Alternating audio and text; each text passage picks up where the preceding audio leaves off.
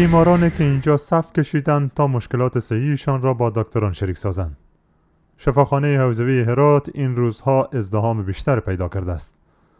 دکتران در این شفاخانه میگویند اکثر بیمارانی که این روزها مراجعه میکنند با مشکلات روحی روانی، فشار بلند خون و امراض معده مبتلا هستند.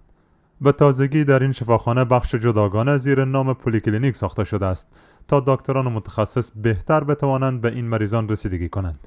فعلا مریضایی که اوپیدی باشن، سرایپایی باشن اینجا مراجعه میکنن و ما برای اونا دکتر صاحبای ما اونا رو تداوی میکنن، نسخه میدن و رخصت میشن.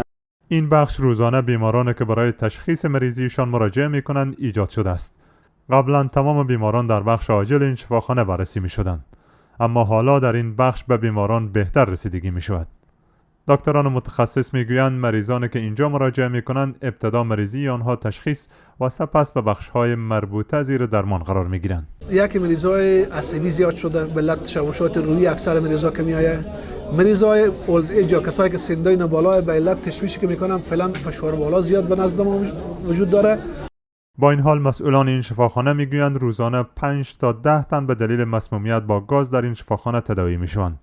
در کنار تداوی این مریضان همچنان به بیمارانی که مشکلات روحی روانی دارند نیز رسیدگی می شود. دکتران میگویند این روزها خیلی از جوانان به دلیل مشکلات اقتصادی و وضعیت بد اجتماعی دچار بیماری های روحی روانی شدند. تا جایی که انکام داشته باشه، امکانات باشه، رسیدگی که هست بسیار خوبی میکنن. انشاءالله که هست هیچ کم و کرسی نداره. فعلا که رسیدگی خوب میکنن به مریضی ها.